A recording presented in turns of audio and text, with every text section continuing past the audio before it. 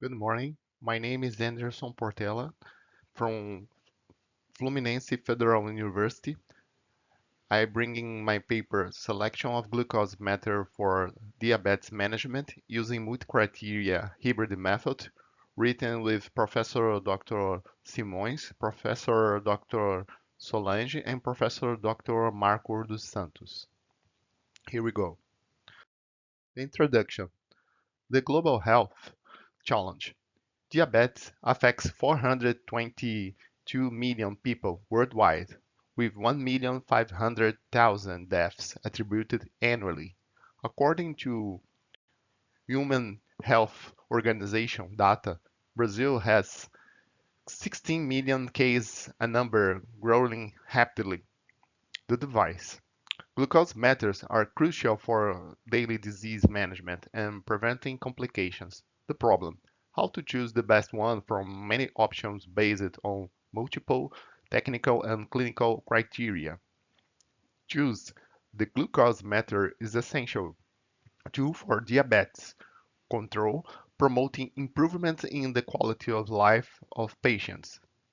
The objective: to apply the novel critique GRA free and MCDM method for an objective, rational, and consistent selection of glucose meters. The problem analysis. Fundamental objective. Assist selection to achieve better individual diabetes management and contribute to global disease management. How? Using the problem-solving method as VFT, value focused thinking framework in the figure below. It ensured the selection was based on fundamental health management values, not just comparing product brochures. Result: seven key criteria were defined. Results storage, hypoglycemia indicator, connectivity, cost matter, strips with the device and glucose lancets. Here's a picture of VFT structure using identifying the objective of the matter selection process, development of the hierarchy of objectives, indication of criteria, evaluation and scoring of alternatives, and decision-making process. The methodology. First, the definition of the research problem.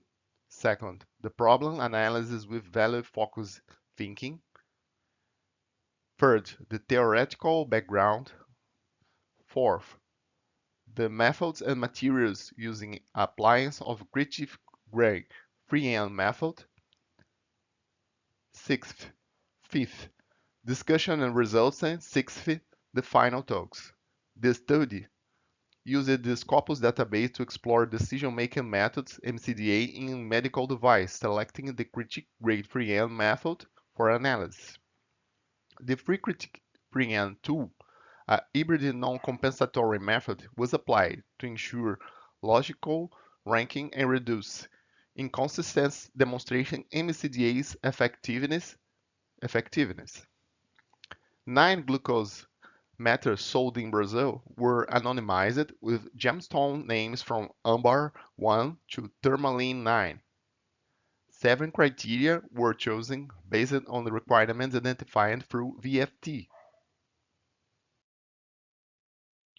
Now, let's talk about results and discussion.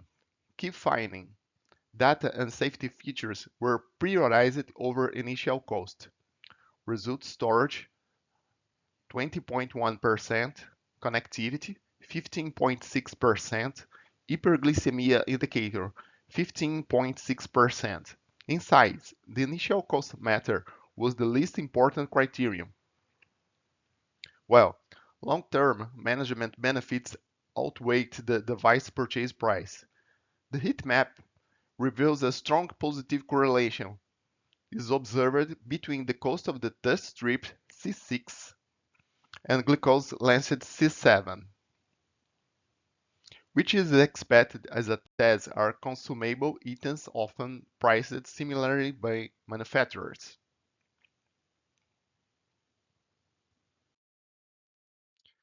The conclusion: the most significant finding: The ranking of the 9 alternatives remained identical across all stages of the analysis: first, second, and third normalization, fourth and fifth ordering.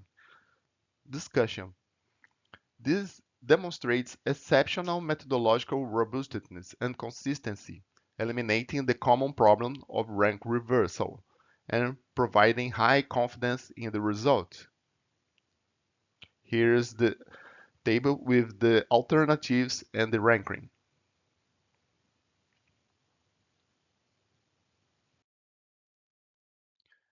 Conclusion.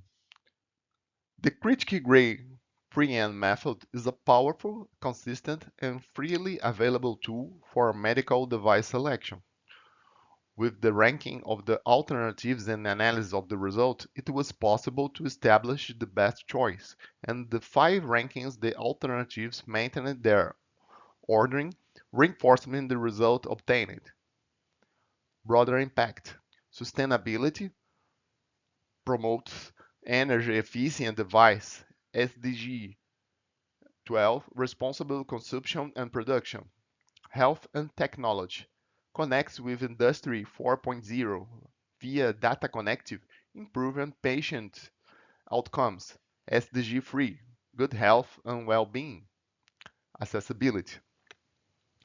The free web tool makes advanced MCDM accessible to healthcare institutions and society in general.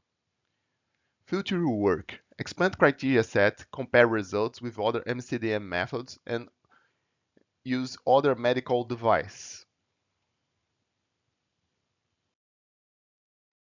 Here's the most important reference used in this paper. Thanks for all and have a good day. We are open for any questions that you have about our paper. Thanks again.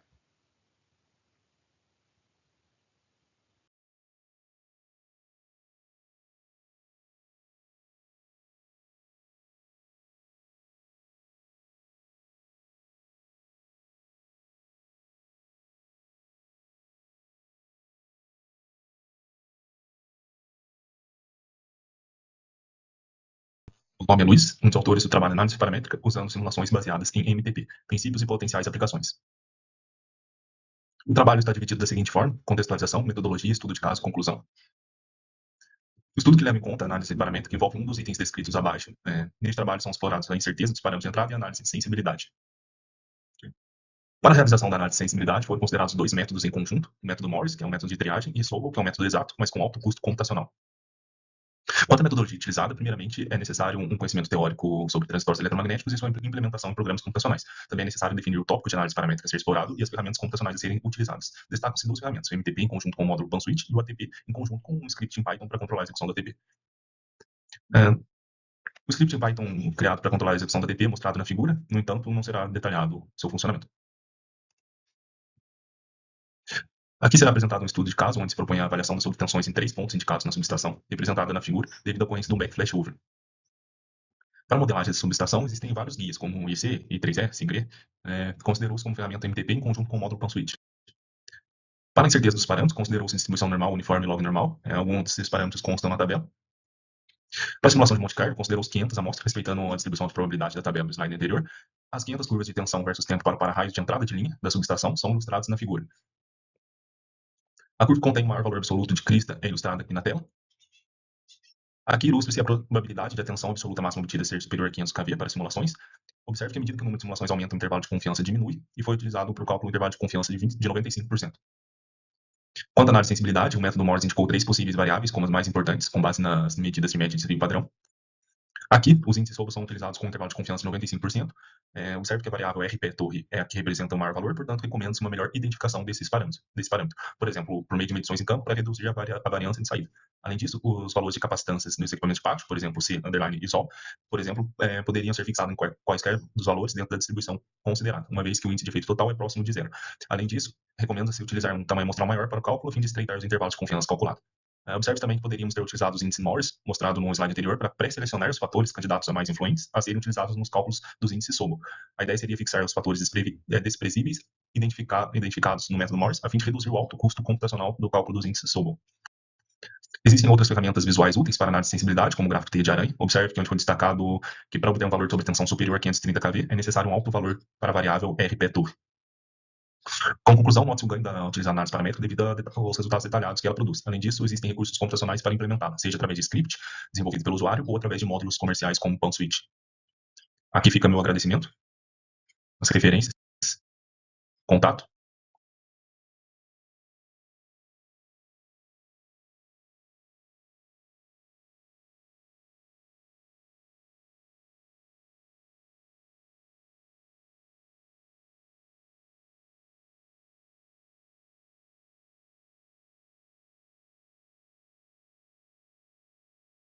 Hi everyone, good afternoon. My name is Pedro Pizarro. I am a Master of Science student at USP and a part-time research engineer in technologies. Today I will present the paper Real-Time Bayesian Modeling for Industrial Condition-Based Maintenance Applications, co-authored with Jorge Alberto Ashkar from USP and Carlos Dias Maciel from Unesp.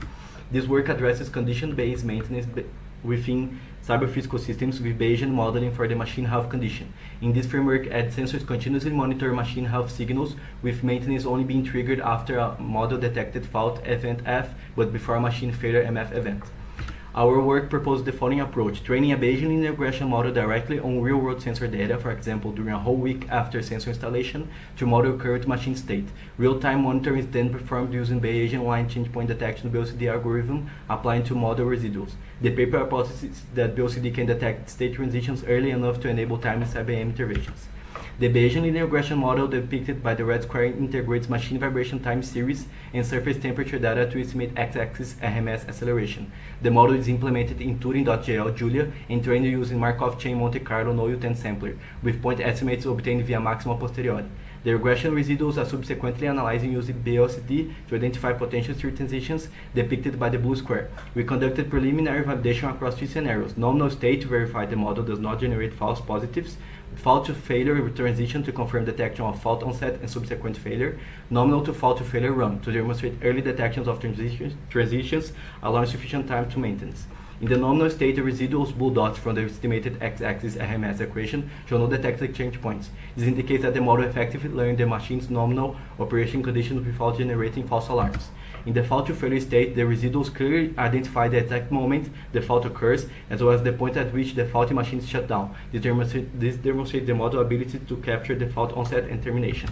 In the nominal to fault to failure sequence, residuals suggest two distinct transitions. The first red cluster may correspond to shifter from nominal to fault operation, while the last three detections mark the machine failure. Importantly, the initial transition signals occurred at least 15 days before the complete failure, providing a practical window in which condition-based maintenance or machine replacement could have been executed. The table showcases the regression metrics for all three scenarios, as well as the BLCD priors used, sample mean and variance gathered from the training period of the regression model. The proposed method shows promising results, successfully distinguishing nominal and fault conditions and detecting state transitions with lead time for sub-aim actions. Further work includes testing with more data for each scenario and under additional operating conditions such as load and rotational speed variations. We would like to thank ASC USP and the fellows from Signal Processing Laboratory for all the support, and a special thanks to Lang Technologies for the used equipment and data. Here are all the references that were used during the research. Please feel free to contact us with any inquiries. Thank you for the attention.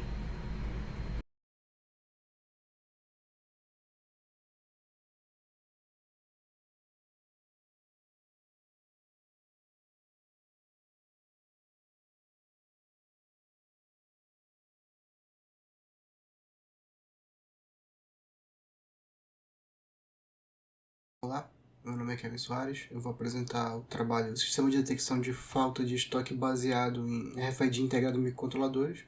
Os autores foram Kevin Soares, Iago Costa, Gabriela Rabelo, Isaac Wilson, Josias Parente e Daniel Guzmán, todos vinculados à Universidade do Estado do Amazonas, ao programa de pós-graduação em Engenharia Elétrica. O projeto busca solucionar falhas comuns na gestão de estoques em lojas eletrônicos, substituindo processos manuais por um sistema automatizado de baixo custo em tempo real. Quanto aos trabalhos relacionados, tecnologias de IoT otimizam o rastreamento e automação de armazéns.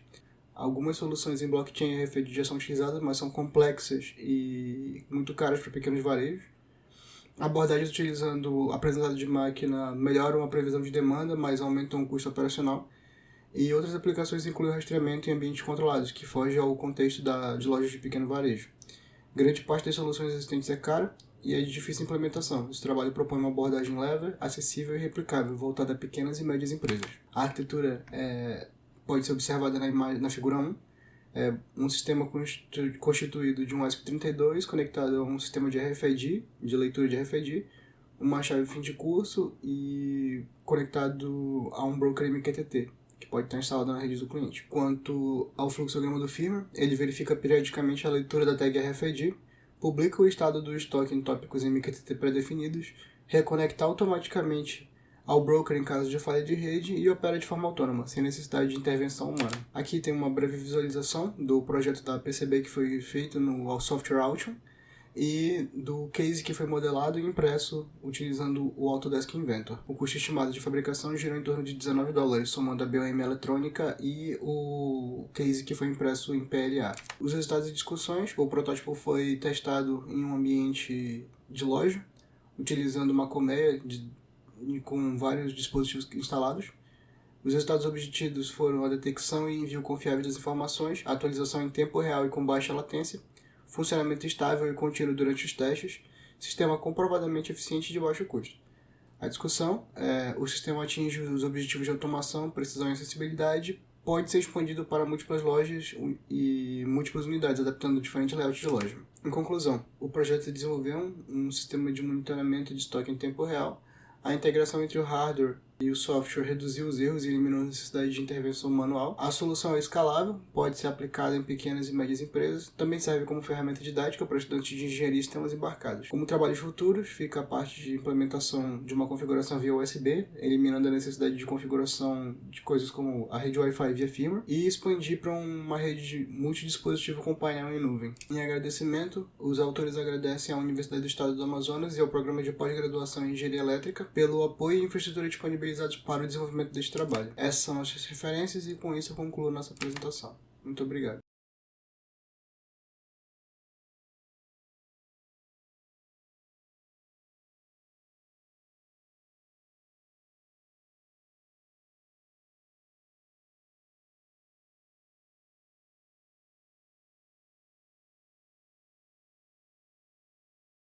My name is Felipe and I will be presenting the paper Optimizing Intensity and Uniformity of Magnetic Field for Application in Oil Industry.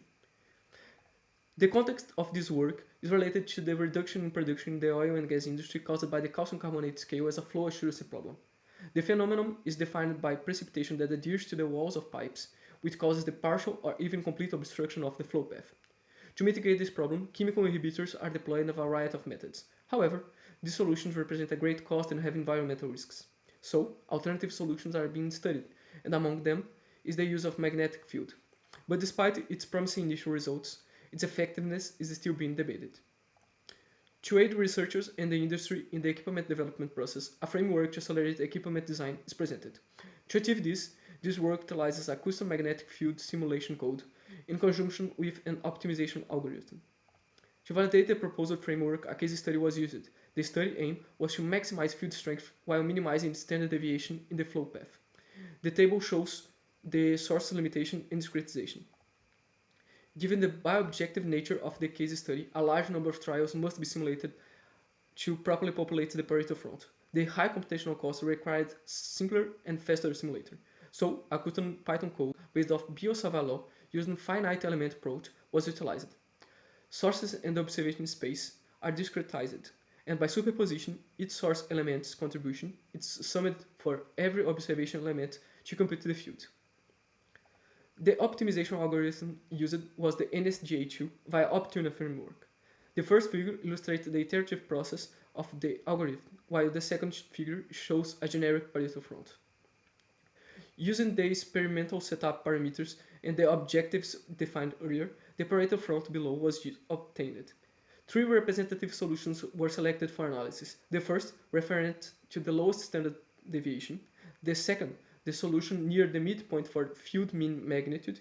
And the last, the solution with the highest mean magnitude. The results show an optimal relationship between sources for the first two cases, indicate that distance is the parameter to control the strength, while keeping it uniform. However, the symmetry is broken in the last case, indicating that given the spatial limitations, As the sources can't get closer, the strength of the sources increases, sacrificing uniformity to achieve greater magnetic field strength in the observation space. This work proved its usefulness to aid magnetic field analysis and the viability of the framework for magnetic field design through the case study presented, but it's not limited to it. The modularity enables researchers and the industry to rewrite code, adapting it to their objectives. Thank you for your time and attention.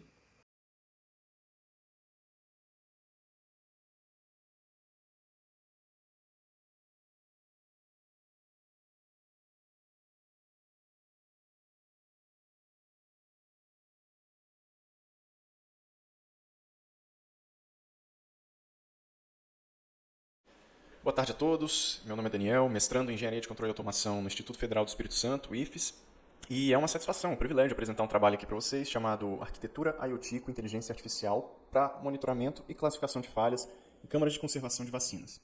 Esse trabalho foi desenvolvido em parceria com o meu orientador, o professor Dr. Cassius Zanetti Rezende, também do IFES. Nesse primeiro slide, eu quero apresentar rapidinho os objetivos e o escopo desse estudo, né? O objetivo principal é desenvolver uma solução IoT de baixo custo para o monitoramento contínuo de câmaras de conservação de vacinas. Essa solução permite acompanhar a temperatura, umidade, tensão da rede elétrica e corrente do compressor, que são variáveis ali fundamentais para manter o equipamento em pleno funcionamento, e enviar alertas em tempo real caso aconteça alguma situação crítica, né? Com falta de energia ou temperatura fora do limite por algum motivo externo ou até defeito do equipamento. E ainda classificar automaticamente os estados operacionais da câmara usando uma rede neural. O propósito final é reduzir perdas de imunobiológicos e oferecer também um pouco de suporte à manutenção preditiva, porque facilita o diagnóstico e a manutenção, né? Ajuda com a velocidade da manutenção. A conservação adequada das vacinas depende de temperatura adequada. Tá? Pequenos desvios fora dessas faixas aqui de 2 a 8 graus podem comprometer a eficiência do imunizante ou dos hemocomponentes que tiverem sendo mantidos ali. Hemocomponentes são aqueles derivados do sangue, né? A própria bolsa de sangue ou plaqueta, leucócitos, enfim, esses são os hemocomponentes que também precisam de uma conservação ali muito fina, com a temperatura muito controlada, tá? Para não sofrerem danos, né? Além disso, obviamente, a perda dessas vacinas e dos hemocomponentes geram prejuízos financeiros, né?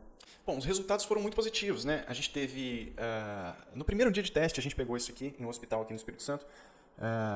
O operador foi mexer no equipamento, fazer uma medição de temperatura e alterou o set point e a gente conseguiu a tempo salvar. Esse equipamento tinha bolsas de sangue e a gente salvou, tinha mais ou menos uma carga em R$30 mil ali que foi salva durante uma fase de teste do equipamento. Então ele alarmou aqui, enviou os alarmes pelo WhatsApp no hospital estadual, público, tá? E então a gente vê que o sistema é muito efetivo, né? Ele consegue, ele cumpre o papel ao qual se propõe. E como conclusão, eu acredito que o trabalho tenha cumprido o propósito. Ele apresentou uma arquitetura baseada em IoT para monitoramento inteligente de câmaras de vacina, avaliando temperatura, umidade e alguns parâmetros elétricos, que conseguiu avaliar de maneira reativa esses parâmetros e conseguiu também classificar usando a rede MLP, não da maneira ideal, mas conseguiu classificar ocorrências, né, de problemas. Reativamente, a gente conseguiu um resultado muito bacana. Então, medindo tensão, ele indica muito bem falta de energia, indica se a temperatura passou dos requisitos. Mas o ideal é que a gente consiga utilizar LSTM em trabalhos futuros para treinar uma rede que considere os minutos anteriores para detecção de problemas. E também gostaria de agradecer ao IFES, Instituto Federal do Espírito Santo, por disponibilizar a infraestrutura também para a elaboração desse trabalho. Obrigado.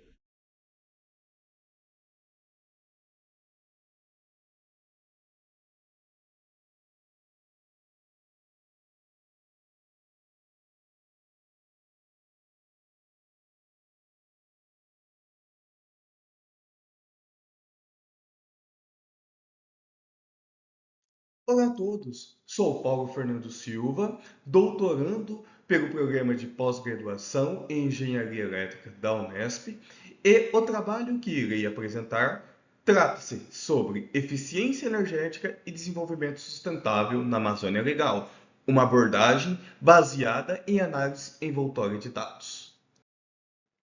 Esta apresentação ela terá a seguinte sequência: uma introdução, os objetivos, uma análise de literatura, a explicação da metodologia abordada, resultados de discussões e conclusão. A Amazônia é o maior bioma tropical do planeta e abriga a maior bacia hidrográfica do mundo. Ela tem um papel essencial na regulação do clima global e na preservação da biodiversidade. Além disso, é uma região extremamente rica em diversidade cultural, especialmente por suas populações indígenas e comunidades tradicionais. No campo energético, a Amazônia é uma das principais regiões produtoras da energia hidrelétrica do Brasil. Porém, esses projetos, como as usinas de Tucuruí e Balbina, trouxeram impactos ambientais e sociais significativos, como desmatamento e deslocamento de comunidades locais. Por outro lado, a região possui enorme potencial para fontes renováveis como solar, eólica e biomassa, que ainda são pouco exploradas. Entre as políticas públicas, destaca-se a Resolução número 100 de 2021, que fortalece as exigências ambientais e a consulta às comunidades afetadas por projetos hidroelétricos. Outro exemplo é o programa Mais Luz para a Amazônia, criado para levar energia renovável a regiões isoladas. Apesar do bom objetivo, o programa teve avanço limitado e acabou sendo integrado ao Luz para Todos, para ampliar seu alcance. Assim, dada a importância e relevância do tema tratado, esta pesquisa busca avaliar a eficiência energética nos estados da Amazônia Legal, usando a metodologia de análise e desenvolvimento de dados, ADEA. Será apresentado os principais objetivos e contribuições do trabalho. Este estudo busca compreender os índices de eficiência energética na região da Amazônia Legal, abordando tanto os desafios quanto as oportunidades para um desenvolvimento mais sustentável.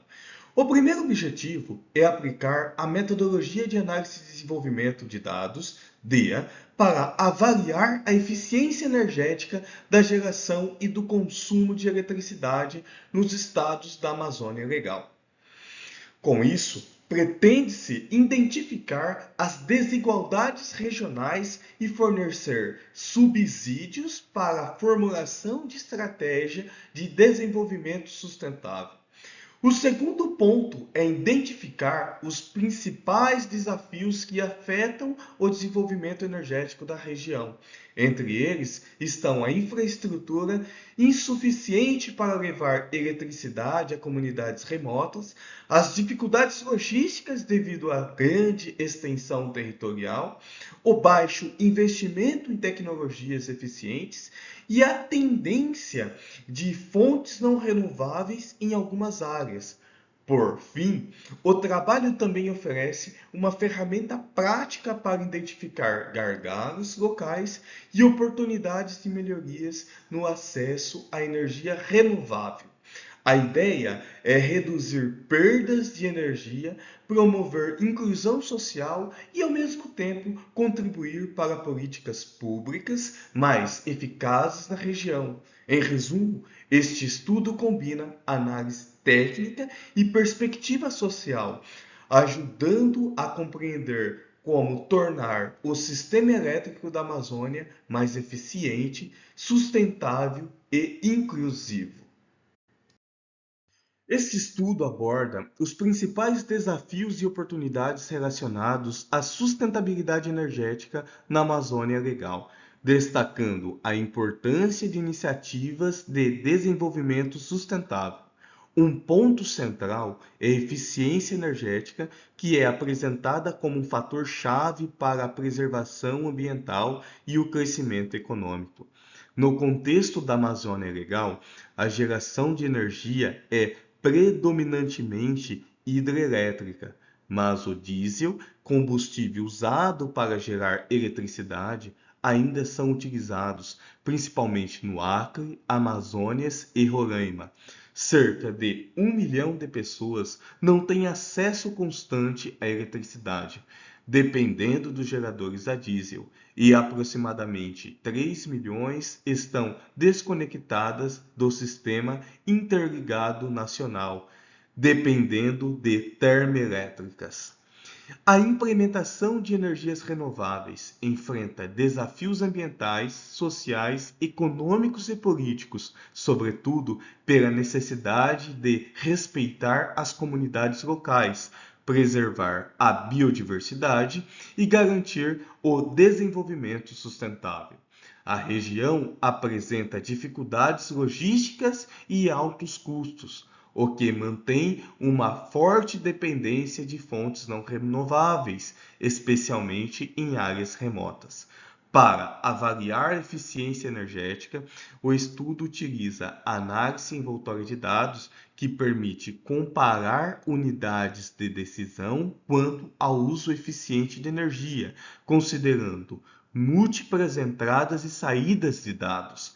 Modelos como CCR e BCC, orientados a entradas e saídas, inputs ou outputs, ajudam a identificar melhores práticas e medir a eficiência relativa ao longo do tempo, inclusive com análise dinâmica via janela temporal.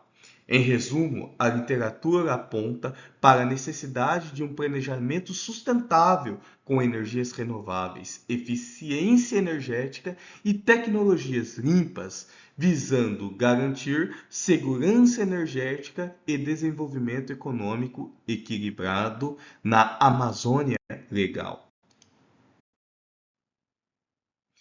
O método proposto para avaliar a eficiência relativa dos estados da Amazônia Legal envolve 3 etapas principais: seleção das DMUs, definição dos fatores de avaliação e escolhas dos modelos de análise. Na seleção das DMUs, é essencial que as unidades formem um cluster homogêneo, ou seja, que desempenhem funções semelhantes e compartilhem objetivos próximos. Isso garante que as comparações entre elas sejam significativas.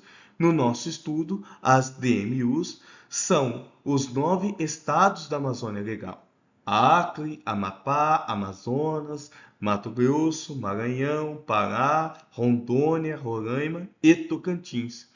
Comparar a eficiência energética entre esses estados permite identificar aqueles mais eficientes e destacar boas práticas que podem servir de referência para políticas públicas e desenvolvimento regional. Na etapa de seleção de fatores, consideramos variáveis que representam a transformação de entradas e saídas. Foram escolhidos 3 indicadores: 2 inputs, consumo de energia, que é a quantidade de eletricidade efetiva utilizada pelos consumidores finais, e geração de energia, que considera toda a energia produzida nas diversas fontes. Na saída, o PIB, que representa o valor total de bens e serviços produzidos em cada estado. Essa escolha segue a regra de que o número de DMUs deve ser maior que 3 vezes a soma de entradas e saídas, garantindo a robustez da análise. No caso desse estudo, a relação é satisfeita com N igual a 9 DMUs, M igual a 2 entradas e S igual a 1 saída, tornando os dados adequados para a aplicação da DEA. Essa abordagem permite comparar eficiência energética e econômica, oferecendo valiosas informações para melhorar a gestão dos recursos e desenvolvimentos regionais. Na aplicação do método da DEA, é necessário selecionar o modelo mais adequado para processar as informações e avaliar a eficiência das DMUs. Nesse estudo, foi escolhido o modelo BCC, que é menos restritivo em relação aos retornos de escala, considerando que o estado analisado tem tamanhos diferentes, o que pode influenciar sua capacidade de gerar saídas de forma eficiente. É importante destacar que o modelo CCR não seria adequado, pois ele não captura as variações de eficiência entre as unidades analisadas. Esta seção apresenta os resultados obtidos com a aplicação do modelo BCC orientado a inputs do DEA nos estados da Amazônia Legal, considerando consumo e geração de energia como inputs e PIB como output, para avaliar a eficiência energética relativa, além de identificar quais estados operam mais próximos da fronteira de eficiência. Os resultados permitem discutir desigualdades regionais, infraestrutura elétrica e potencial de melhoria. Entre 2019 e 2023, os estados mostraram grandes diferenças na eficiência. Acre teve desempenho alto e estável com índice acima de 0,9, refletindo boa relação entre energia consumida e geração de PIB. Amapá manteve eficiência elevada na maior parte do período, com queda em 2021, devido à crise no fornecimento de energia, mas ainda acima de 0,9. Amazonas apresentou índices acima de 0,98 todos os anos, beneficiando por geração local significativa e forte PIB industrial, especialmente em Manaus. Mato Grosso foi destaque com índice de 1, resultado de alta geração, consumo proporcional e PIB consistente, especialmente pelo setor agroindustrial, mecanizado e exportador. Pará também atingiu índice 1, impulsionado pela geração hidrelétrica, como pelo monte e pelo setor de mineração. Maranhão teve desempenho mais baixo, com índices abaixo de 0,7 em 2021, devido ao alto consumo de energia, dependência externa e setores intensivos em energia, como alumínio e logística portuária. Rondônia apresentou desempenho médio de 0,65 a 0,85. Roraima manteve eficiência máxima durante todo o período, apesar de baixa geração e consumo, graças à economia enxuta, menor desperdício de energia e investimento em geração local que reduziram a dependência externa. Os resultados mostraram desigualdade significativa entre os estados, identificando informações valiosas de eficiência e destacando oportunidades de melhoria no uso de geração de energia para equilibrar desenvolvimento econômico e sustentabilidade. Esse estudo avaliou a eficiência energética na geração e no consumo de eletricidade nos estados da Amazônia Legal brasileira, utilizando análise envoltória de dados.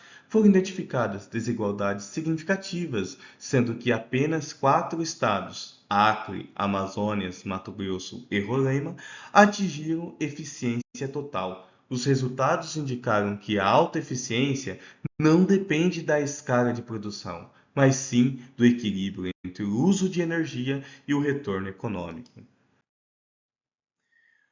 Agradecemos às agências financiadoras que contribuíram para a elaboração desse trabalho com recursos financeiros e qualquer dúvida podem entrar em contato pelo seguinte e-mail: paulo.fernando-silva@unesp.br.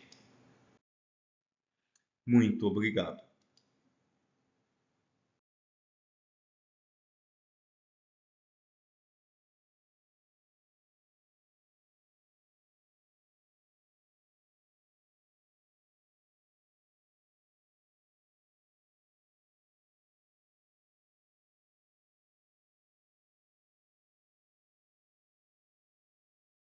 Hi everyone, my name is Chehi and I'm going to present this work. So our research presents a proprietary protocol for reliable UART communication in overloaded microcontrollers. So the standard UART interface is very simple but fundamentally unreliable. Its simplicity makes it highly susceptible to errors, especially in high noise or high speed environments. So our core objective was to add robustness to UART. We achieved this by developing a structured protocol leveraging high-priority free RTOS tasks on the ESP32 for deterministic data validation. We analyzed the related work and find out that Hamming code is weak against burst errors, traditional checksum is limited, HDLC and PPP protocols require byte stuffing, which introduces specific overhead. So this is the proposed structure of the package where short commands and long messages can be exchanged. Our protocol uses the strategy from other protocols to balance the performance with reliability. When the message is sent, the recipient must respond with confirmation, otherwise the sending will be attempted 2 more times. The receiver has 3 verification steps: the start byte, the maximum size of the message, and the CRC32 value. So to test the protocol, two package exchange scenario was constructed between 2 devices where the payload content is added until it reaches 100. The first scenario is very simple, just 2 MCU interconnected by UART and no other tasks running. The second test scenario was built to overload the CPU with other tasks like reading and sending sensors data, connecting to SNMP service, MQTT broker, and saving data on SD card. The results of the test scenario are measured by time and correct message received. So these are the test results of scenario 1. And it showed that communication was stable, even at 21 Mbps of baud rate. So the protocol introduced a negligible processing overhead, proving its efficiency. These are the tests of the second scenario.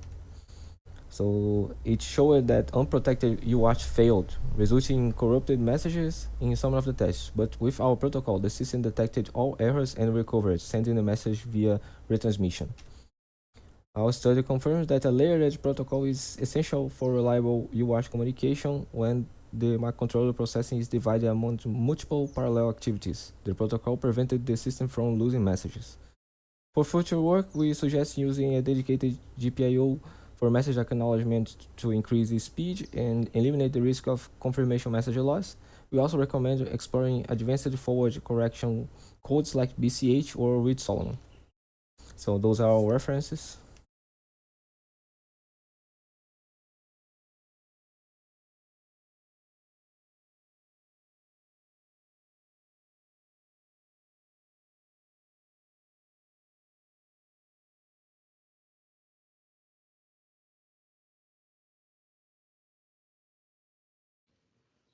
Hi, my name is José Antônio Moreira de Rezende, and I'll be presenting our paper, a preliminary exploratory signal analysis of electricity consumption profiles from the State Grid Corporation of China dataset.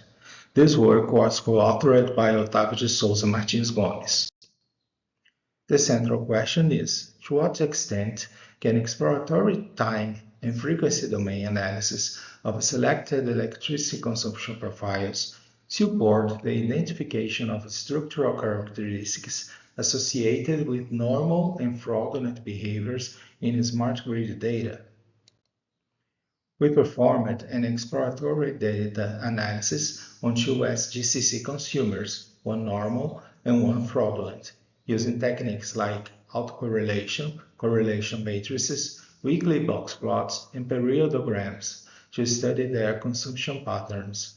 The silhouette plot was performed over the entire dataset in order to discover the cohesion of the normal and fraudulent classes.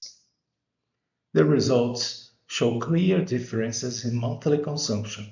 The normal consumer in blue displays high variance and regular behavior, while the fraudulent one in red shows erratic signals suggesting disguise of actual usage.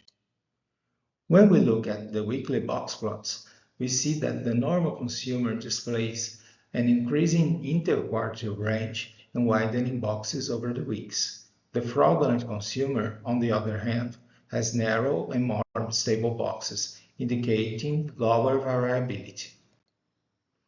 Autocorrelation function highlights key differences. The normal consumer shows temporal dependencies and cycle typical of genuine usage, while the fraudulent one exhibits a random pattern with no clear temporal structure.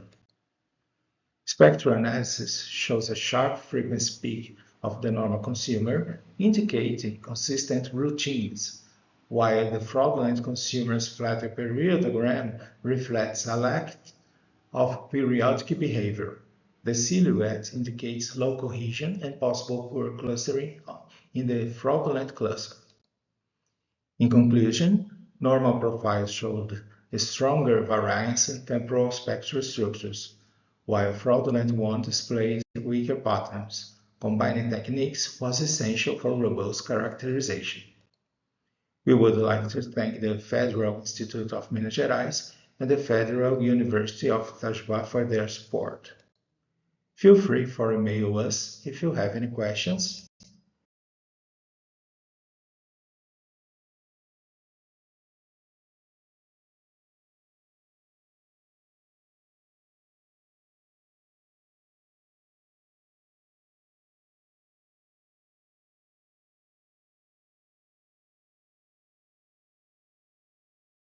Nosso trabalho fala sobre a interseção, né, da produção científica da gestão de ativos em indústria 4.0 sob uma perspectiva bibliométrica. Os autores, né, eu, Marcelo, o professor Gilson e o professor Rodrigo.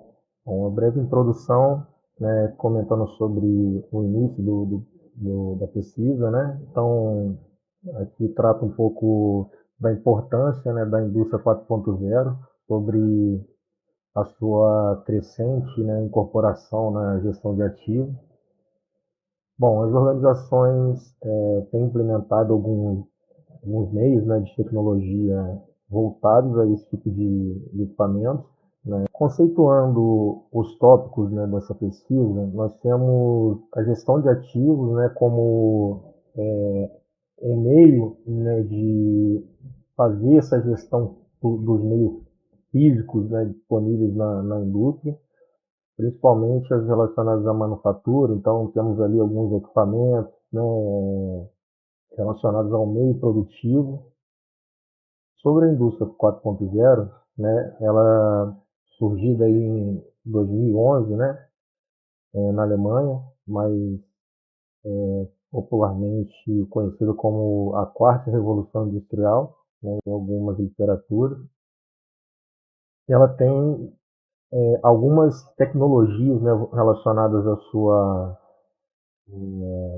construção, né, que facilitam a implementação de alguns meios para controle, né, da produção, né, correlacionados ali ao desempenho também, né, e a própria medição em si, né, de cada um dos equipamentos, né, todas as rotinas, até mesmo administrativas da operação. E essas tecnologias foram rapidamente incorporadas, né, dentro da área de gestão de ativos. Bom, a metodologia de pesquisa utilizada,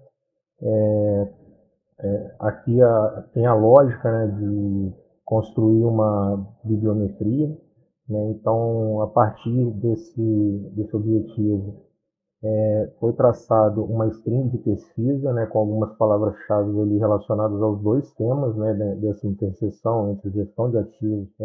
Foi traçado uma string de pesquisa, né, com algumas palavras-chave ali relacionadas aos dois temas, né, dessa interseção entre gestão de ativos e economia 4.0, né, e aí tentando trazer um pouco do que essa junção pode trazer de riqueza para a literatura. A pesquisa foi realizada ali em 8 de março desse ano, né, 2025.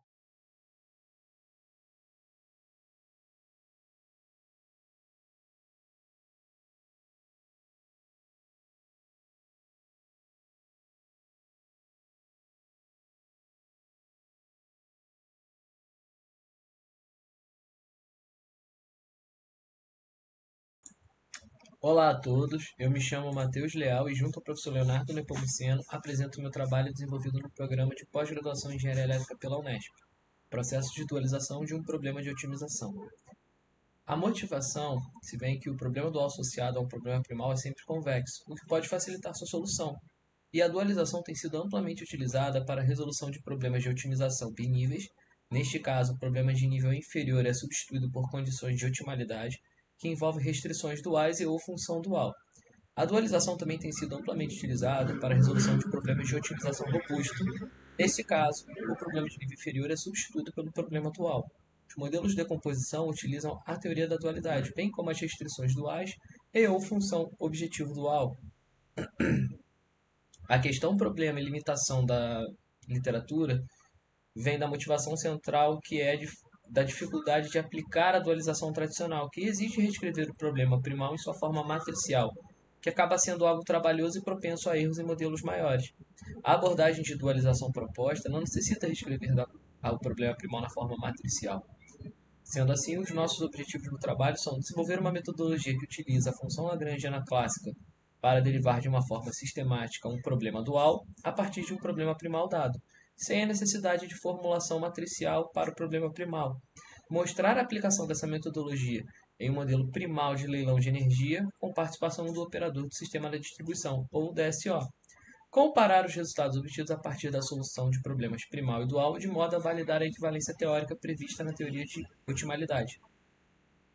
O modelo utilizado baseia-se em um modelo de leilão de mercado de energia com participação de operador do sistema da distribuição, cujo objetivo é maximizar o bem comum ou minimizar o negativo desse valor, como descrito na equação 1. A partir da equação 2 são as restrições associadas à função objetivo, onde 2 e 3 seriam os limites máximos e mínimos da geração dos geradores da transmissão, 4 e 5 os limites máximos e mínimos do consumo dos consumidores na transmissão, 6 e 7 balanço de potência ativa nas barras da transmissão que são e não são de fronteira, 8 do fluxo de potência ativa nas redes de transmissão, 9 e 10 os limites máximos e mínimos da potência do operador da distribuição na fronteira da transmissão, e 11 e 12 que seriam os limites máximos e mínimos do fluxo de potência nas redes de transmissão. Essa metodologia é baseada nas relações conhecidas entre primal e dual. É baseada na construção da função lagrangiana clássica.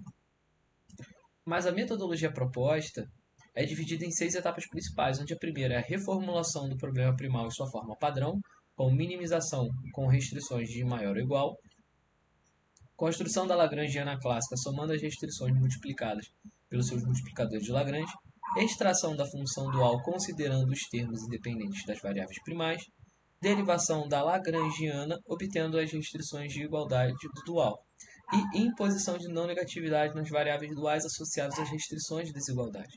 E assim chegamos no passo 6, onde é a formulação final do problema dual. Essa sequência padroniza o processo, tornando-o reproduzível para qualquer modelo primal linear. Aqui temos a etapa 2, onde podemos ver a construção da lagrangiana clássica somando as restrições, onde começa a função objetivo, e assim nós temos as suas restrições multiplicadas pelos seus multiplicadores de Lagrange, conforme visto nessa primeira, gerando essa equação, na segunda restrição gerando essa equação, e assim por diante. Assim nós temos a função lagrangiana associada ao problema primal. Na próxima etapa são as derivadas da função lagrangiana, onde nós vamos obter as restrições. E assim nós temos também a função objetiva, que é obtida a partir dos termos independentes, ou seja, os termos que não dependem das variáveis primais da função lagrangiana. Passo 5. A imposição de não negatividade é feita somente pelas variáveis duais associadas às restrições de desigualdade do problema primal. E assim, com o passo 6, nós obtivemos um modelo dual completo matematicamente equivalente ao problema primal com suas respectivas restrições, onde 14 e 15 são as derivadas em relação à potência gerada nas barras que são e não são de fronteira, 16 e 17, derivada em relação à potência consumida nas barras que são e não são de fronteira, 19, derivada em relação à potência do fluxo também, 19 e 20, que são e não são de fronteiras, e 21 em relação ao ângulo da rede. O sistema teste foi utilizado, foi o do Kargarian Food de 2014, um sistema de 6 barras com 2 redes de distribuição ativas. Usamos seus parâmetros para poder replicar o evento e conseguimos as comparações entre as soluções do problema primal e dual, onde os resultados foram bem positivos, onde a solução objetiva do primal e dual foram idênticos, as restrições são iguais à quantidade de variáveis no dual e as variáveis do primal igual às restrições do dual. E também trouxe aqui algumas soluções dos geradores e dos consumidores, confirmando assim a teoria da ultimalidade com seus resultados. Quando um deles é zero, a variável dual tem que ser zero para os 3 geradores e para os 2 consumidores. E assim chegamos às conclusões, onde esse trabalho apresentou uma sistematização para a obtenção do problema dual associado a modelos de otimização aplicados a leilões de energia no mercado atacadista. A abordagem proposta demonstrou-se eficaz ao permitir a derivação clara e estruturada do problema dual a partir de formulações primais complexas, mesmo quando estas não se encontram na forma matricial padrão. Através da construção da função lagrangiana, identificamos 2 multiplicadores de Lagrange e a aplicação das regras de dualidade. Foi possível estabelecer um procedimento facilmente replicado. A aplicação prática da metodologia do modelo de leilão com participação de um operador do sistema da distribuição evidenciou a consistência teórica da abordagem, uma vez que as soluções primal e dual apresentaram compatibilidade nos resultados, conforme previsto na teoria de otimização. E tal sistematização oferece uma importante contribuição para o desenvolvimento de modelos robustos e biníveis. Aqui ficam os meus agradecimentos à CAPES pelo apoio financeiro e ao Congresso Induscom pela oportunidade de apresentar este trabalho. Muito obrigado pela atenção de todos e fico à disposição.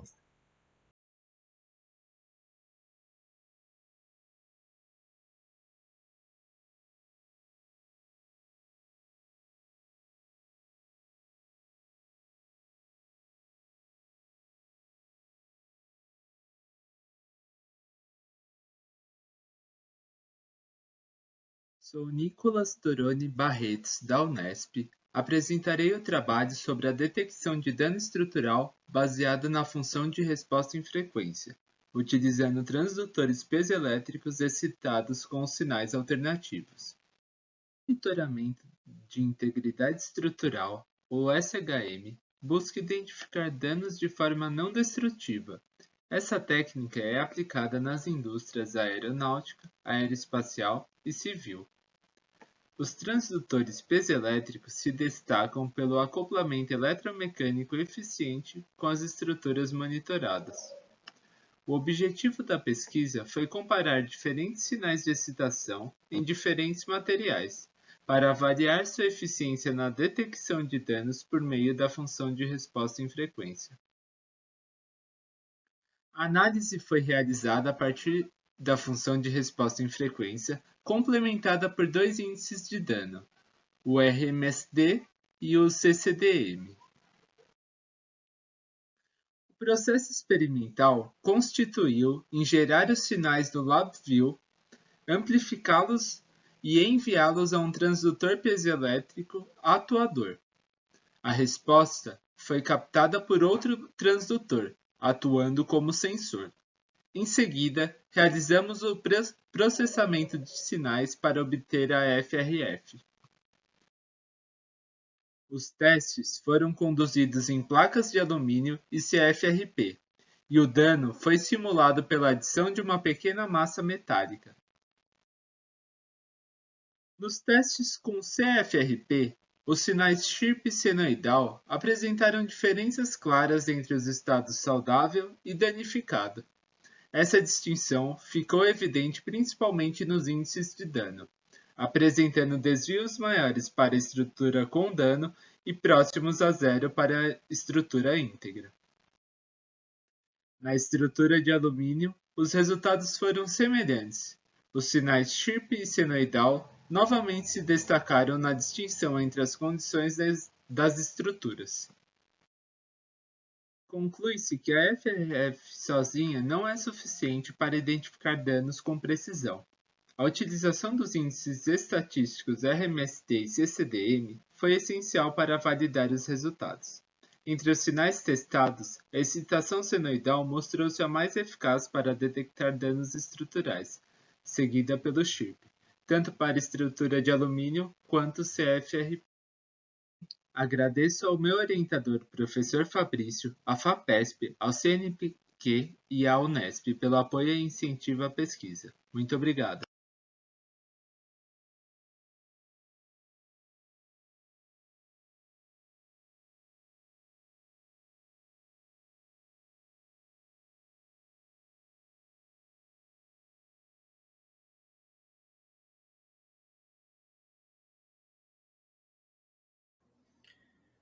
Olá, meu nome é Rafael Augusto, sou estudante da Universidade Federal do Rio Grande do Norte e estou aqui para apresentar o estudo e aplicação de uma técnica do controle DRC com o GUI-ESO para a máquina sem mancagem de indução. Os autores deste artigo sou eu mesmo, Rafael Augusto, Andrés Ortiz Salazar, Rodrigo de Andrade Teixeira e o Herbert Luiz Almeida da Silva. O objetivo desse artigo, como o próprio sugere, é a aplicação de um controlador do tipo ADRC com a técnica do GUI-ESO para a levitação magnética em uma máquina de indução. Então, para isso, foi utilizado o ADRC, que ele é utilizado na área de máquinas devido à sua robustez em relação a outros tipos de controle. Além disso, ele utiliza o conceito de observador de estados. Aqui ao lado a gente consegue ver um diagrama de blocos do controle ADRC. E, em conjunto com isso, como foi falado, a gente também utilizou a técnica do integrador generalizado, o GUI. Então, essa técnica ela tem como objetivo melhorar o desempenho do controlador DRC, de modo que a sua largura de banda do observador não torne o sistema susceptível a ruídos. Como alguns resultados, temos a referência em um dos eixos. Então, aqui a gente consegue ver a variação de referência no eixo X, onde a referência foi imposta em um degrau, e a gente consegue ver que o eixo X conseguiu acompanhar a posição, enquanto o eixo Y não houve interferência dessa variação de referência. Como conclusão, além da criação de mais um material de referência para aqueles que pretendem estudar a técnica do GUI-ESO implementado com a DRC, foi visto que o emprego do integrador generalizado ele possibilitou, de fato, um valor de largura de banda baixa para o ADRC, mas que seja possível fazer o controle da máquina de indução.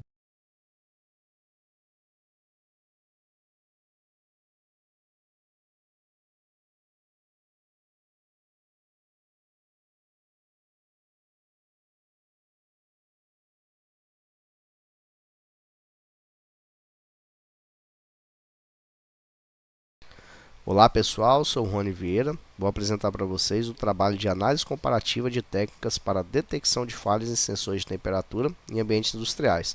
Além de mim, esse trabalho está sendo conduzido pela Adriele Carvalho e o Gessílio Zucchi. O objetivo desse trabalho é comparar diferentes técnicas de detecção de falhas do tipo Spike e sensores de temperatura utilizados em ambientes industriais. As técnicas comparadas foram a média móvel exponencial, desvio padrão exponencial, o filtro de Kalman, o observador de Lohrenberger e o observador H infinito.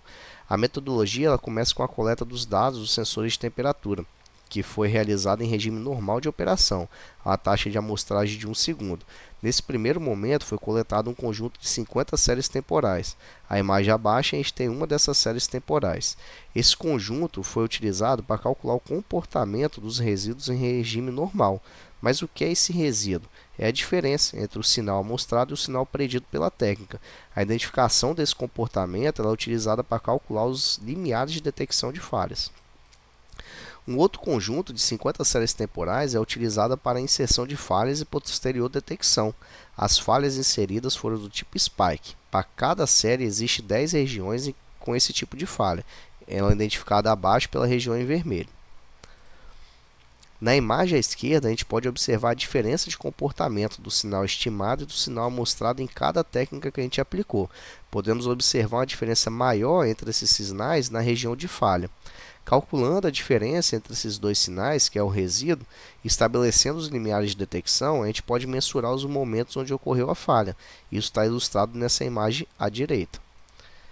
Para mensurar o quão melhor uma técnica foi em relação à outra, foi utilizada a matriz de confusão, possibilitando calcular a acurácia, a precisão, o recal e a especificidade das técnicas. Além disso, nos algoritmos desenvolvidos foram analisados o tempo de processamento e o uso de memória. Na tabela abaixo, a gente tem os resultados dessas metodologias aplicadas, relacionando a técnica analisada com a métrica calculada. Podemos concluir que o observador H infinito ele teve um melhor desempenho geral, porém teve um custo computacional um pouco maior. O desvio padrão exponencial ele teve um desempenho um pouco menor em comparação ao H infinito, porém o custo computacional dele foi bem menor. Logo, a escolha do método e a utilização ela deve ser considerada os requisitos operacionais e as limitações de hardware. Quero agradecer à minha orientadora, Adriele Santana, e ao meu co-orientador, Gercílio Zucchi. Os seus conhecimentos, dedicação e orientação foi fundamental para a nossa pesquisa. E é isso, pessoal. Muito obrigado.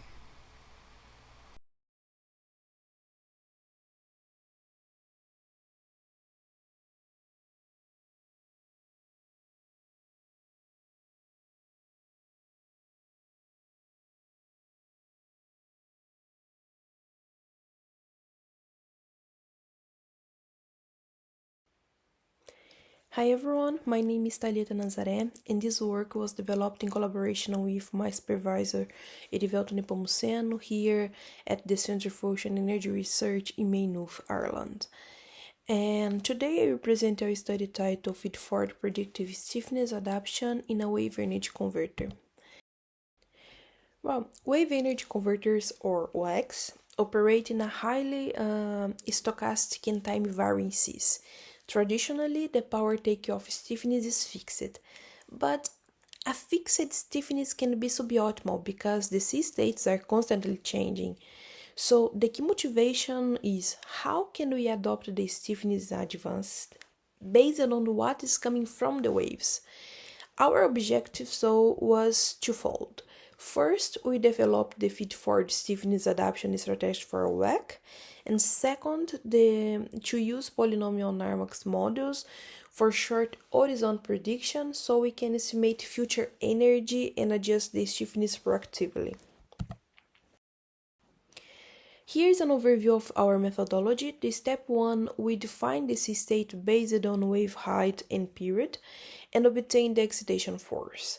Step 2, we identify nonlinear Narmax models, one for relative position and the second for relative velocity. Step 3, we use this model to predict the system response over a short horizon, and then we estimate the expected energy. Step 4, finally, we adapt the PTO stiffness accordingly to the threat rules. Highly stiffness if its high energy is predicted, lower stiffness otherwise. Well, our simulations with the Army 3 reference model showed really good results. The predictive adaptation reduced the average stiffness by up to 45% in lower energy seas, and between 20 to 26 in high energy conditions, and this compared to the nominal setting. It's important to say these reductions did not compromise the energy extraction, while also lowering mechanical stress on the system. So this means that the device becomes more resilient, efficient, and durable. And as future work, we plan to extend the methodology to multi-parameters adaptation. We also aim to incorporate uncertainties and validate the approach on hardware. Well, is this? Thank you so much for your attention, and I will be happy to take any questions. Thank you. Bye-bye.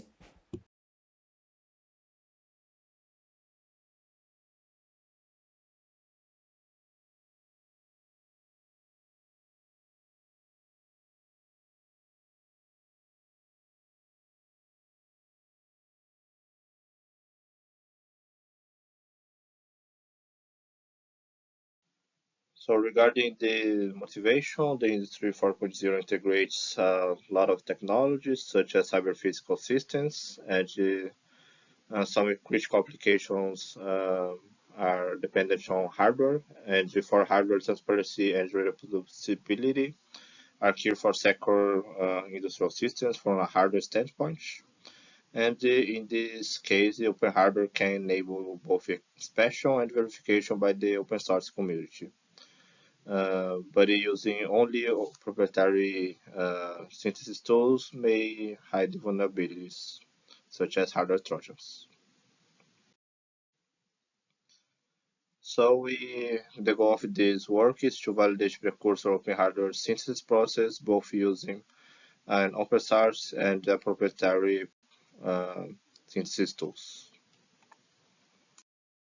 The methodology we use this tools. A proprietary design linked with a commercial tool, and the other is the open source tool.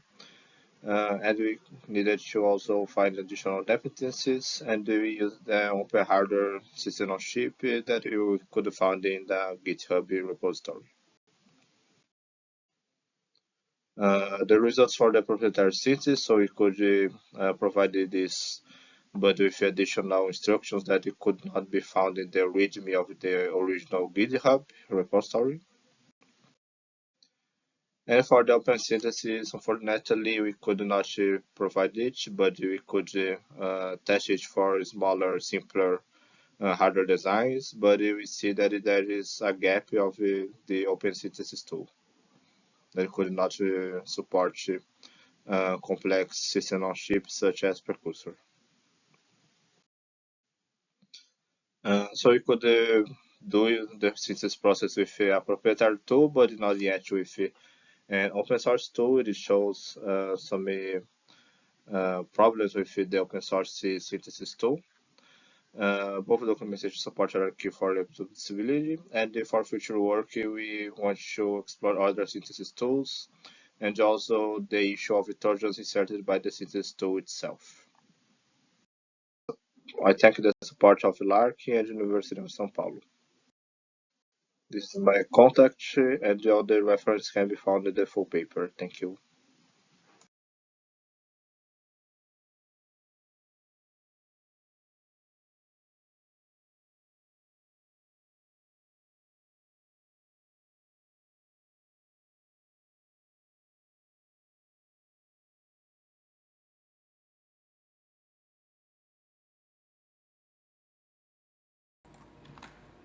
Olá, meu nome é Anderson, eu sou do Departamento de Controle do ITA e vou estar apresentando o trabalho Diagnóstico de Falha no contexto de Stream Learning Machine, isso aplicado a uma válvula de controle hidráulica.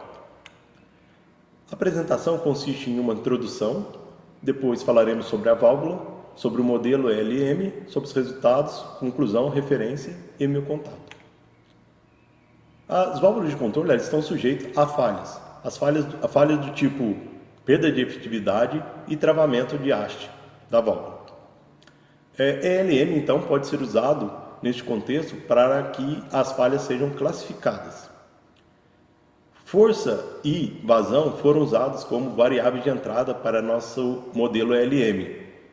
E a esse par de variáveis foi atribuído um rótulo do tipo funcionamento normal da válvula, perda de efetividade na válvula e haste travada da válvula. Aqui também são apresentados a velocidade de treinamento obtida e a acurácia na classificação durante a fase de teste. A válvula de controle pode ser representada à direita, como a gente está vendo. Então nós temos uma entrada F de força, representado aqui por U no modelo matemático à esquerda, e temos a vazão, essa parte horizontal de baixo da válvula, representado por Y no nosso modelo matemático. X1 e X2 são os estados correspondentes ao deslocamento da haste e a velocidade com que a haste se desloca. Aqui nós temos a estrutura ELM, então nós temos os dados de entrada representados por X e temos aqui os pesos referentes a esses dados de entrada representados por W. Esse peso ele é calculado randomicamente e passado então para a camada interna, essa camada interna comunica então com a camada externa por meio desse peso B. O B ele é calculado analiticamente. Então, por fim, nós temos aqui a saída O, que é a classificação das falhas. Nós utilizamos esse perfil de força em vermelho na parte superior da figura para 3 tipos de condições da válvula: condição normal, condição em perda de efetividade de 30% e com a válvula com a haste travada. Aqui à direita nós temos o tempo de treinamento que nós conseguimos de 0,32 segundos com 144 neurônios na camada interna e a acurácia na fase de teste foi de 71,23%. A conclusão: os resultados dão base para aplicação industrial e nós podemos testar então funções alternativas de funções de ativação alternativa, otimização de neurônios para demais trabalhos. Referência e meu contato. Obrigado.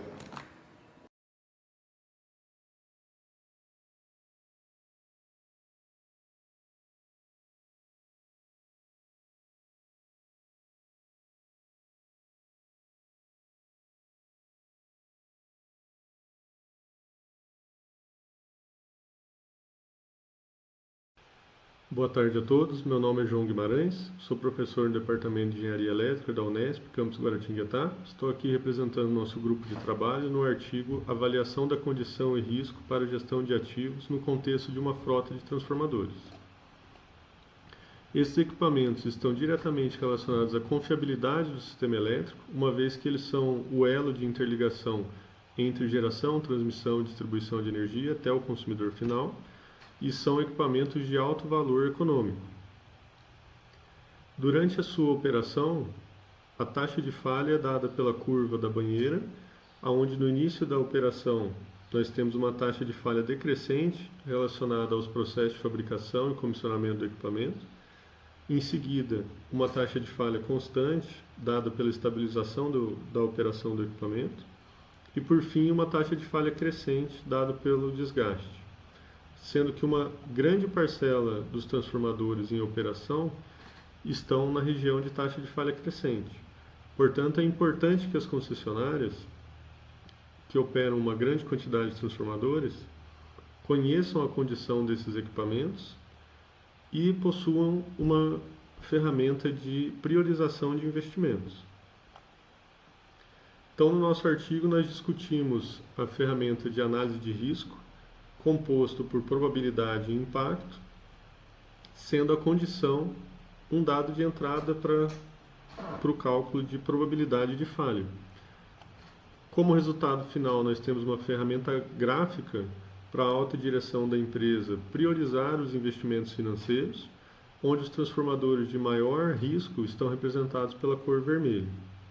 Chegando ao fim da minha apresentação, eu gostaria de agradecer ao Unesp pelo apoio no desenvolvimento desse trabalho. As referências utilizadas estão apresentadas na tela.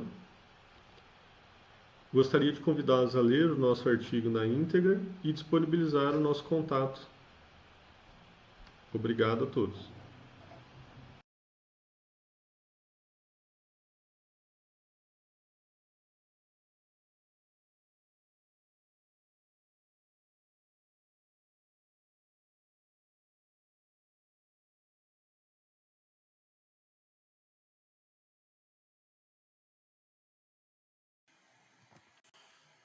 Boa tarde a todos. Meu nome é Leonardo Mesquita. Eu vou fazer a apresentação do artigo para vocês, implementação de um controlador MPPT Fuzzy tipo 2 para sistemas fotovoltaicos em FPGA. O engenheiro Guilherme Albino é o outro autor desse trabalho. Num sistema fotovoltaico existe um ponto só de máxima potência, e esse ponto pode ter variações quando ao aumento da temperatura, então esse ponto tem um decréscimo, tá? Ou com a irradiação solar. Quanto maior a irradiação solar, esse ponto também é deslocado para um valor acima. Então, nós propusemos nesse trabalho implementar um controlador de lógica fuzzy tipo 2 para sempre fazer com que o sistema permaneça no ponto de máxima potência. Ele tem 4 blocos constitutivos principais. Um fusificador, que vai pegar as informações do domínio real e vai trasladar para o domínio fuzzy. Um módulo de inferência, que, baseado num conjunto de regras, vai fazer os cálculos necessários para controle daquele sistema. E um par aqui, tipo redutor defusificador, no qual eles vão fazer a conversão do sistema fuzzy tipo 2 para uma variável do tipo real. Essa variável real, ela vai ser o nosso ciclo de trabalho que vai atuar em cima de um conversor DC-DC para manter o nosso painel trabalhando sempre no ponto de máxima potência. Aqui está a bancada de teste que a gente utilizou para validar a operação desse controlador, e aqui estão os resultados que a gente obteve, tá? O ciclo de trabalho que está sendo aplicado no nosso conversor Buck. E aqui também estão os meus resultados de modo tabular.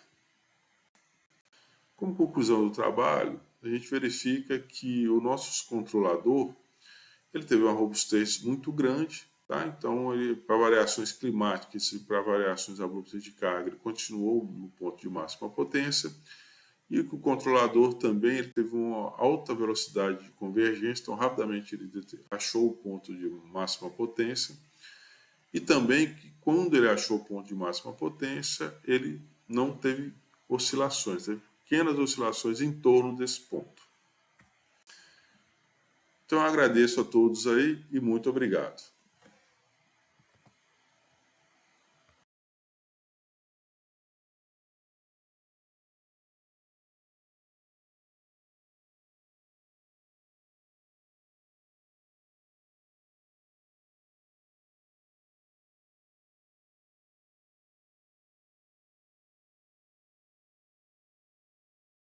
Boa tarde a todos, meu nome é Eduardo Goldoni, sou professor do Instituto Federal de São Paulo e atualmente faço doutorado na Unesp de Bauru sob orientação do professor Dr. Leonardo Nepomuceno. Hoje eu vou apresentar o nosso trabalho intitulado Interação entre mercados de transmissão e distribuição, uma metodologia para avaliação dos lances calculados pelos operadores de sistemas de distribuição. Bom, nessa apresentação eu vou fazer uma introdução sobre os modelos de mercados de eletricidade, os seus agentes, suas classificações, né? Falar um pouco sobre os mercados atacadistas e varejistas de eletricidade e sobre os operadores, o operador sistema de transmissão, que eu chamo de TSO, e o operador de sistema de distribuição, que é o DSO. E falar um pouco também sobre a interação entre esses dois operadores, para fechar um sistema. Bom, a metodologia, vou apresentar o procedimento de compensação do mercado atacadista e o procedimento de compensação do mercado varejista, que o DSO utiliza para calcular lances, né? E depois vou apresentar uma metodologia para avaliar esses lances que vão ser realizados pelo DSO. Apresento os resultados e a conclusão e, no final, as referências do nosso trabalho. Bom, na introdução, falando sobre os modelos de mercado de eletricidade, né, temos os modelos de contrato bilaterais, que um gerador e um consumidor firmam um contrato entre si para uma entrega em determinado período, e temos também os modelos pool, onde os geradores fazem ofertas, os consumidores fazem lances, e um operador de mercado resolve quem vai gerar e quem vai consumir em determinado período. Os agentes desses mercados, né, são os agentes institucionais, um regulador de mercado, por exemplo, a ANEEL, um operador de mercado que ele está mais preocupado com as questões de lances e ofertas e resolver o melhor bem comum para os geradores e consumidores, e o operador sistema de transmissão, que ele tem a preocupação, além da operação do mercado, também com as questões de requisitos de rede de transmissão, também com a factibilidade da geração dos geradores, né, em relação a rampas, a tempos ligados e desligados. Bom, os participantes do mercado são as companhias de geração, chamam de GENCOs, as companhias de distribuição que compram energia nesses mercados atacadistas, né, são as DISCOs, e os consumidores de larga escala, por exemplo, as indústrias que estão conectadas ao sistema de transmissão. Então, nos mercados mais estabelecidos, essa é a configuração. Bom, sobre os tipos de mercado, temos classificações por serviço e classificação por horizonte de planejamento. Então, temos os mercados de serviços auxiliares, por exemplo, potência reativa, fator de potência, controle de tensão, controle de frequência, enfim. E os mercados de potência, onde os geradores fazem ofertas de quanto vai gerar e quantos consumidores de quanto vai consumir de potência ativa. Já quanto ao horizonte de planejamento, temos mercados futuros, onde geradores e consumidores fecham pacotes para serem entregues em tempos mais longos, de meses até anos. E os mercados pool, que são mercados que vão acontecer, né, os seus despachos em tempos mais curtos, né? Por exemplo, o mercado do dia seguinte, que é o tema do nosso trabalho aqui, os mercados de ajuste, que ocorrem após esse mercado do dia seguinte, e os mercados de balanço, que são realizados aí 15 minutos antes da operação do sistema. Bom, já no nível da distribuição, temos mercados varejistas, né? Também temos mercados de serviços auxiliares e mercados de potência, compra e venda de potência nos geradores, né, distribuídos.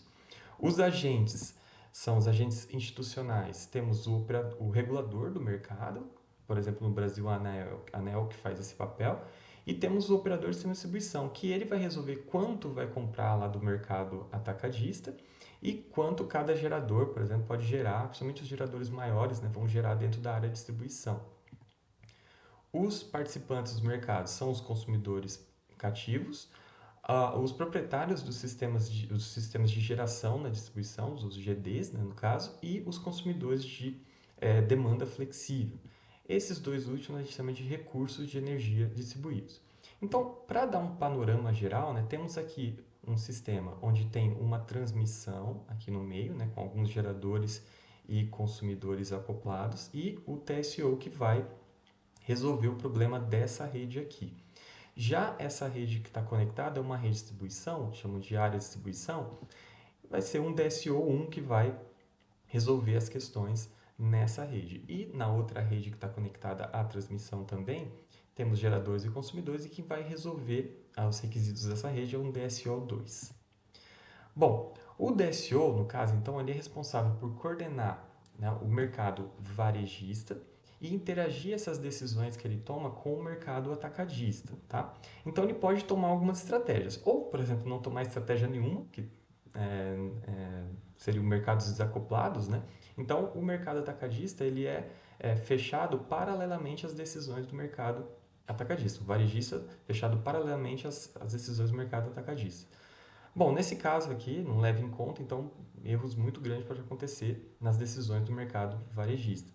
Já na interação passiva, o DSO, que está aqui no nível varejista, ele recebe um sinal de preço do mercado atacadista para tomar suas decisões dentro do outro mercado. Já na interação ativa, né, o DSO ele vai levar em conta também o mercado atacadista, mas trocando informações, né? Ele recebe as informações, faz o seu procedimento, retorna suas informações de forma simulada aqui, até convergir as informações. Isso também pode ser feito por equilíbrio de mercados, certo? Na metodologia, a gente vai apresentar um pouco dos procedimentos de compensação dos mercados, né? Então, no mercado atacadista, temos uma função objetiva, que é maximizar o bem comum entre os geradores e os consumidores, e temos custos fixos de partida e de parada dos geradores também nessa função. Nas restrições, temos as restrições relacionadas aos lances dos consumidores e às ofertas dos geradores. As restrições em relação à potência dos geradores também deve levar em conta as rampas, né, as ofertas complexas, né, seriam rampas, tempo mínimo ligado, tempo mínimo desligado. Temos também os fluxos de potências e perdas nas redes de transmissão estão sujeitas às capacidades da rede. E, por fim, a equação de equilíbrio nodal de potência ativa, né, determina que a potência que entra e sai de cada barra K tem que ser igual a zero em todos os períodos, né. Tudo isso a gente tirou da Moto, né, Moto e Arroyo e Conejo. O preço do TSO é a variável dual desta restrição. Pois bem, já no mercado varejista, né, temos algumas funções para poder determinar o problema. Primeiro, a função de custo, né, que seria o custo do DSO, seria o custo de geração mais o custo de importação. O custo de geração é uma função quadrática relacionada à potência de cada gerador distribuído, e o custo de importação relaciona o quanto vai se comprar pelo preço, né, que foi determinado lá no mercado atacadista, né, o lambda TSO. Bom, as restrições, né, algumas funções em relação à tensão e corrente, fluxo de potência ativa e reativa, perdas, né, nas redes de distribuição e também queda de tensão. Tudo isso eu chamo de KD. Bom, temos as restrições dos geradores distribuídos, que eles não podem gerar mais do que o permitido ali, também tem as restrições de potência reativa deles, e as restrições dos consumidores flexíveis também tem que se levar em conta.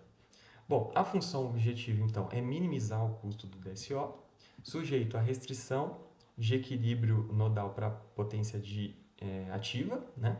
Temos aqui a potência importada na barra de acoplamento, né, que seria na subestação.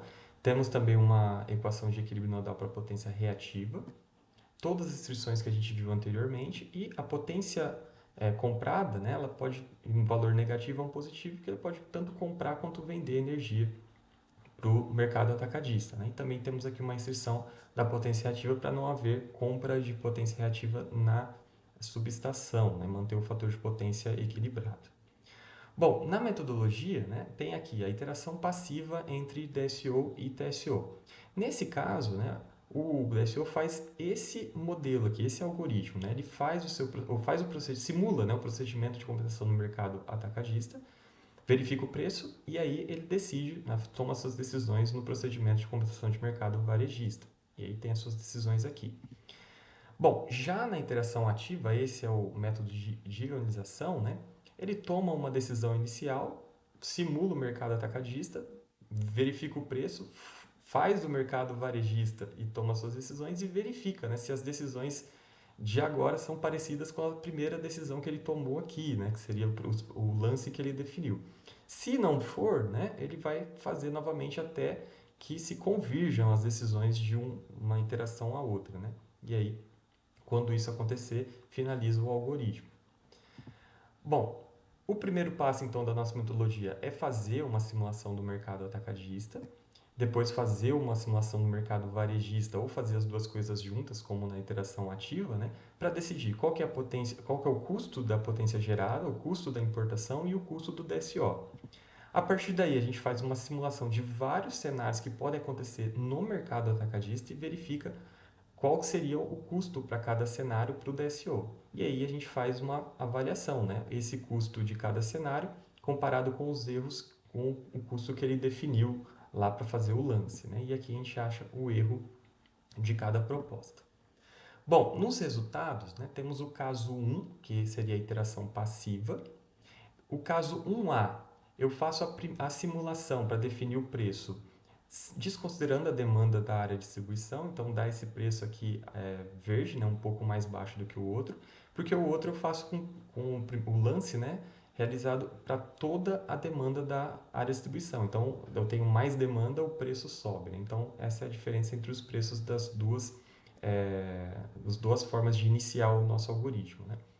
Já no caso 2, a gente faz a iteração e já vai obtendo os custos, né? Porque a gente simula os dois mercados ali alternativamente, né? Então, no caso 2A, a gente inicializou por uma oferta de zero, né? Como se não tivesse demanda. Então, o primeiro custo aqui é baixo, e depois ele se regulariza aqui, fica um pouco mais alto, né? Ele começa a mudar as decisões, né? A gente percebe que a partir do momento 12 aqui começa a deciclagem, né? Ou seja, repete-se as decisões, né? Então, é um problema aqui desse tipo de interação, tá? No caso 2B, a gente inicia por toda a demanda, né, da ADN e dá um custo alto. Depois a gente como vai se trocando as decisões, né, a gente consegue chegar aqui nos valores parecidos com o caso 2A. Mas também ocorre ciclagem nesse processo. Bom, quanto aos despachos dos GDs, no caso 1A e 1B, a gente verifica aqui que é bem discrepante, né? O vermelho aqui e o verde, eles são bem diferentes, a não ser em alguns casos aqui no mês do dia. Isso configura custo de geração bem discrepante, no caso 1A e 1B. Já no caso 2A e 2B, a gente percebe que eles são bem parecidos, né? Os despachos dos geradores 1 e 2, e os custos de geração ficam bem próximos, ali com diferença de 300. Bom, para a importação de potência, a gente verifica também, né, no caso 1A e 1B, bastante discrepância, né? E, inclusive, isso acaba acontecendo discrepância no custo de importação.